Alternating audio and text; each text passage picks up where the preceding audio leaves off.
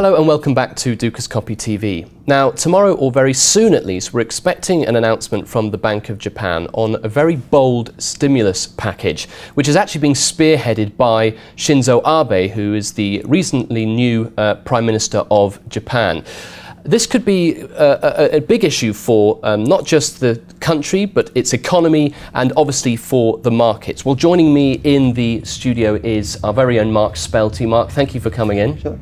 Let's just look at what we're perhaps expecting. We've heard that there was going to be an agreement from Tuesday this week to Friday to thrash out a stimulus package going forward in Japan.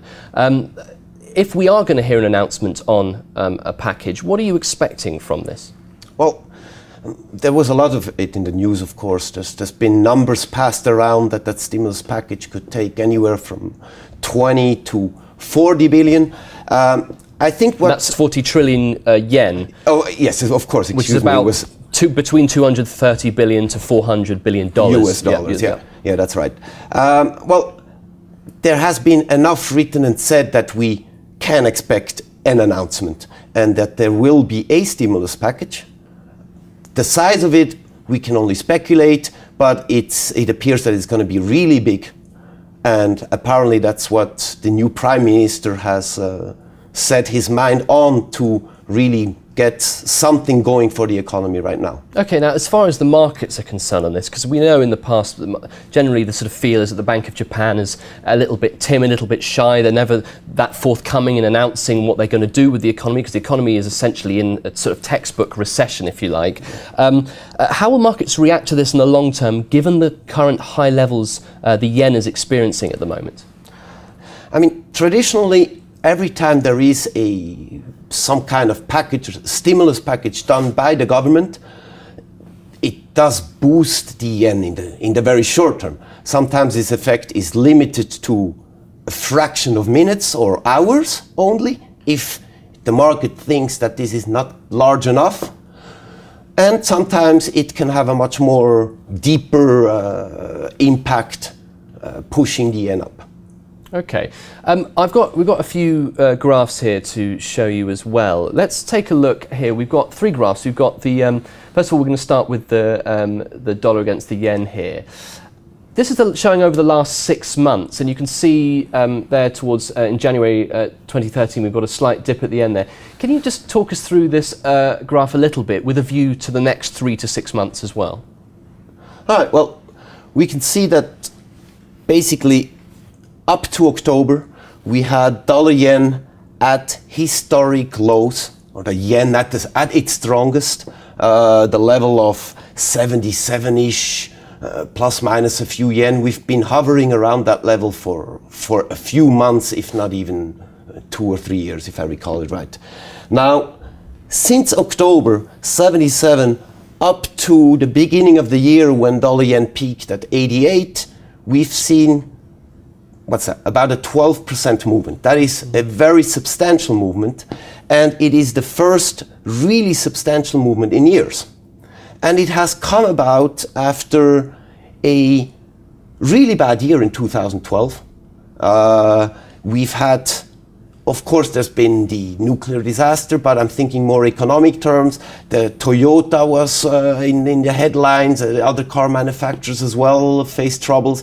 The whole IT consumer sector, which has been, I would say, over the last 20 years, basically, the innovators and driving forces have come into the headlines as lagging the industry. They haven't come up with the bright ideas. And all of this seems to lead that people are realizing maybe Japan is not doing that well. It's time to think and turn, and this expression of a strong 10-12% movement of a weakening in the yen could just be the beginning of a really big change. Mm-hmm. Okay, so we'll move on to the next one. We've got the euro against the yen here. Same kind of story? It has the same kind of patterns. We see that the movement started in July. Reason for that, of course, is that around July, August, euro-dollar had bottomed out. Mm-hmm. The euro started making some progress, so we did see some progress in euro-yen already up to October. And then, of course, the steeper rise in November, December with peaking at 114. That's a level that we've last seen, I recall, I would say 2008-ish or so. So that's significant levels and significant change that we've done.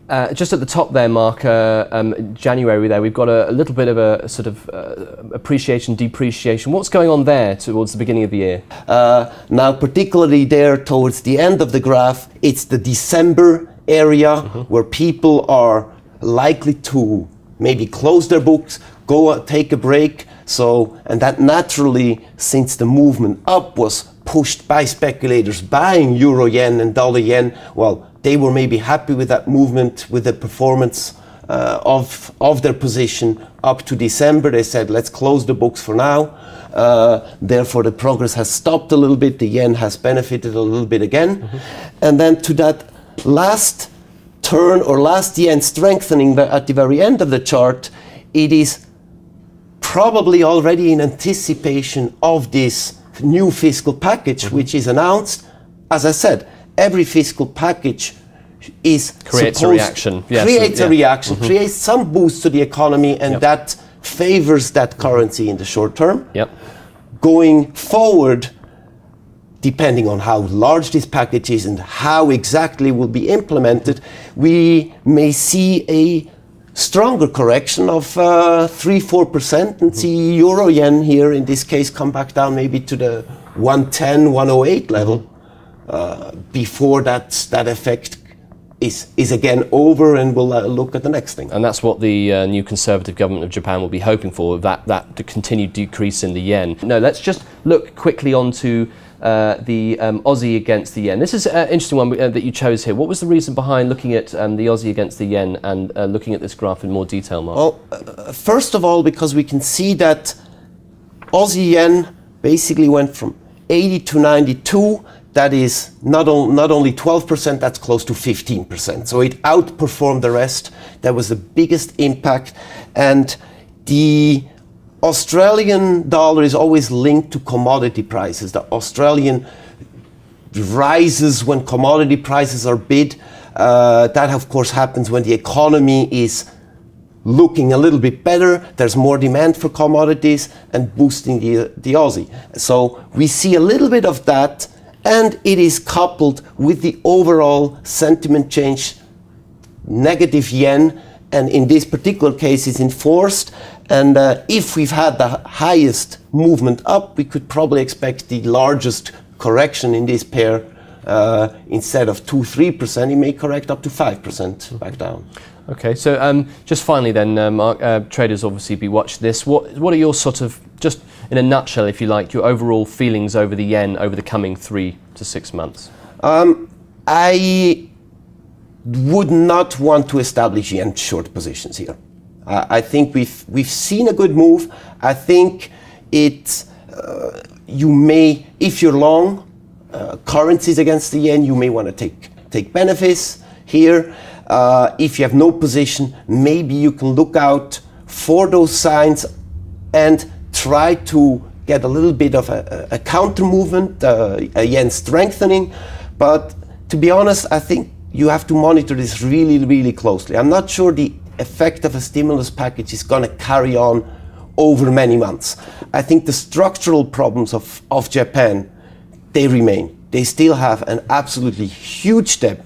They are currently supporting this huge debt because they are not, they are financing it domestically, meaning the people's savings plan go towards financing the public debt.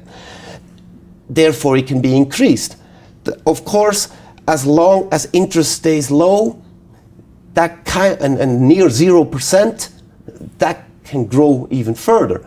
But imagine that the world is putting more pressure on the yen, and the yen actually is not able to hold the levels.